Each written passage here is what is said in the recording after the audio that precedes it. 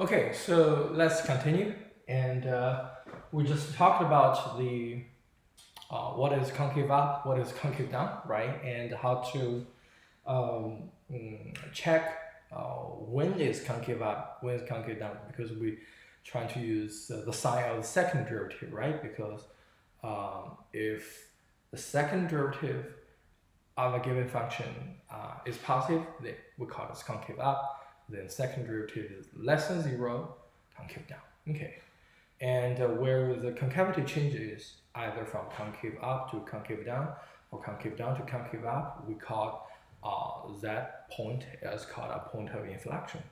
But right now, let's think about it. Okay, how to find a point of inflection?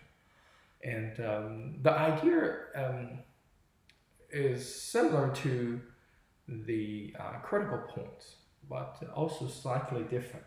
Here's what we can do.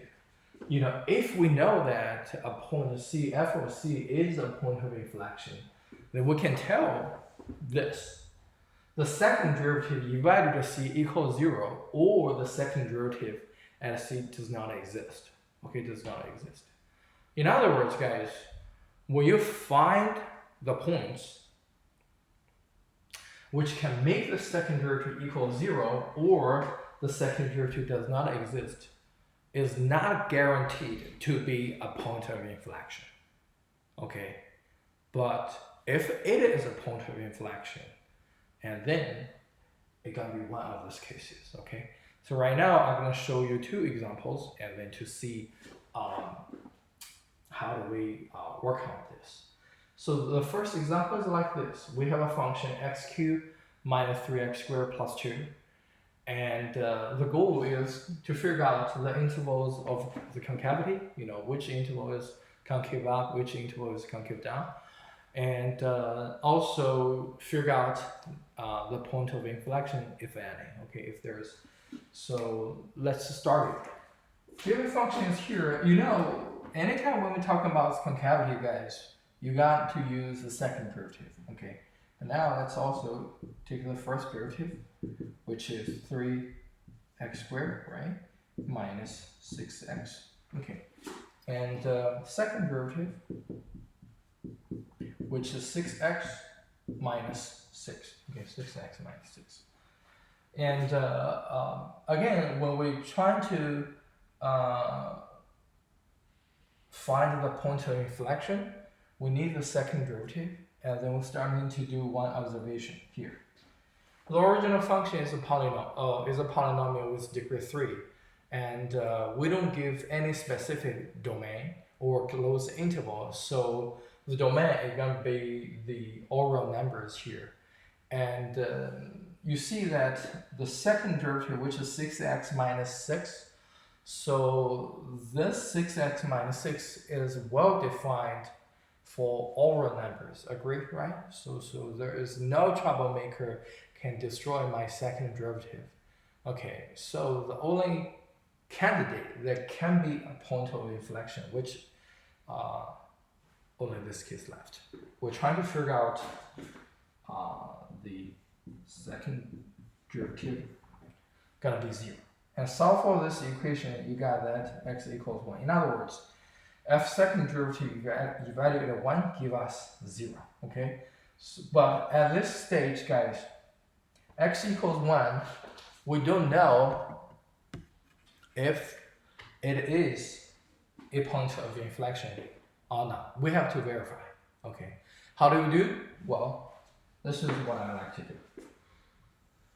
I plot 1 on my domain, and this point is gonna split my interval into two pieces, right? From negative infinity to 1, and then from 1 to positive infinity. Okay.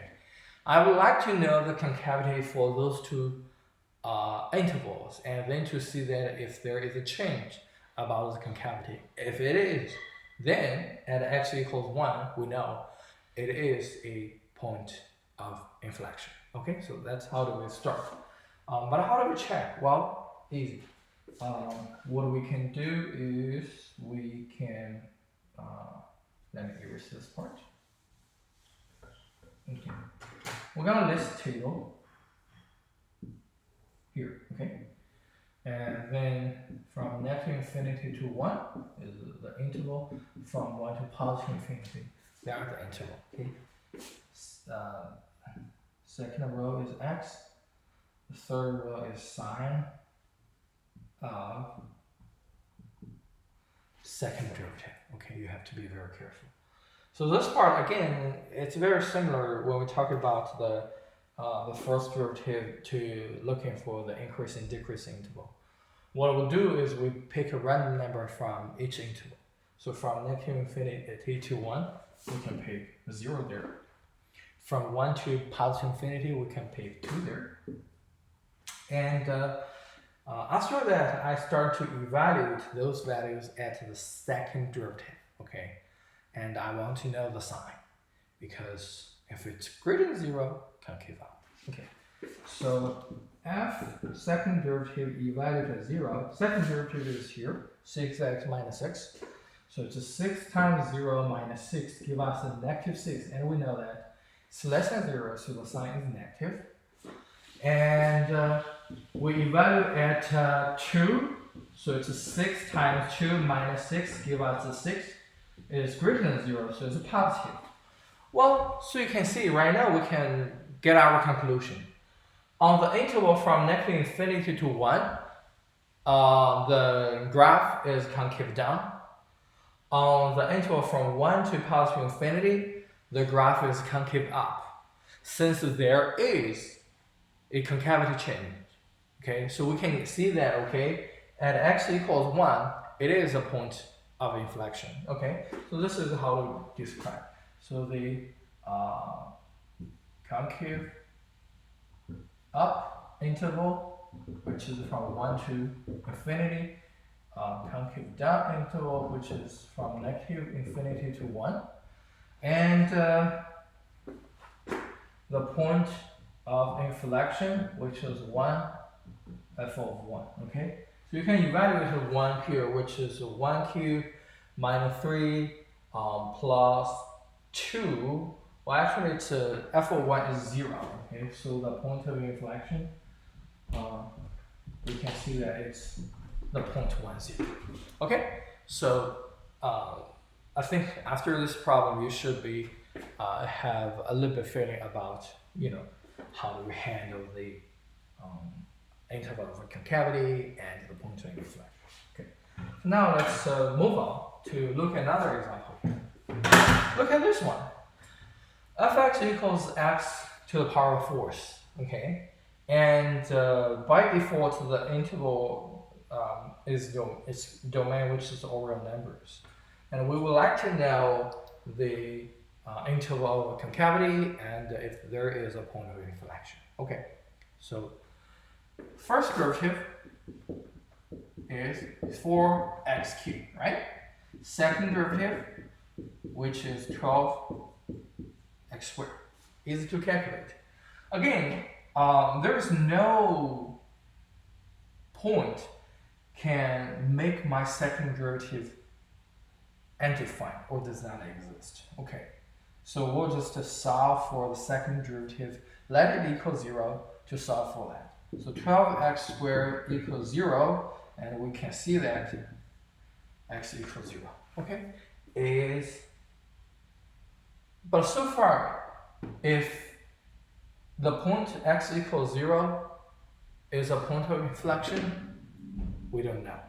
We have to verify that. Okay, so what we can do is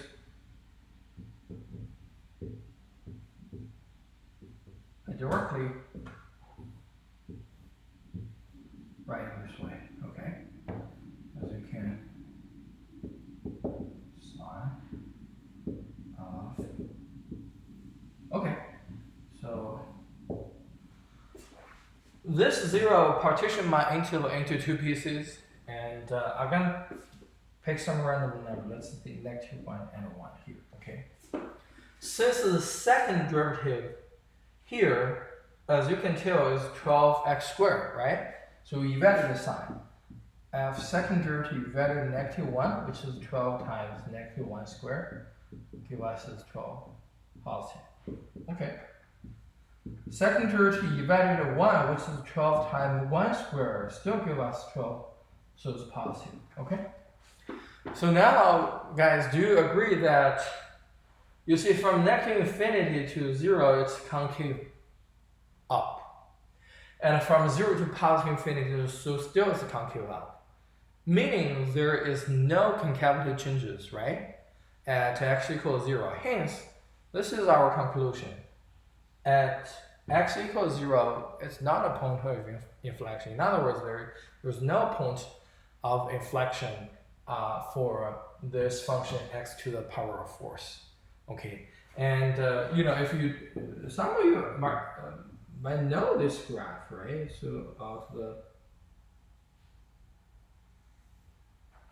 So this is the basic graph of fx equals x to the power of force, and you can see that very similar, like the parabola. It's probably more flat when you're close to the origin, and then overall the graph is concave up, so there is no concavity changes. Okay, so I'll stop here, and then I'm gonna give you a comprehensive example and to wrap up from 4.1 to 4.4. Okay, so see you in a minute.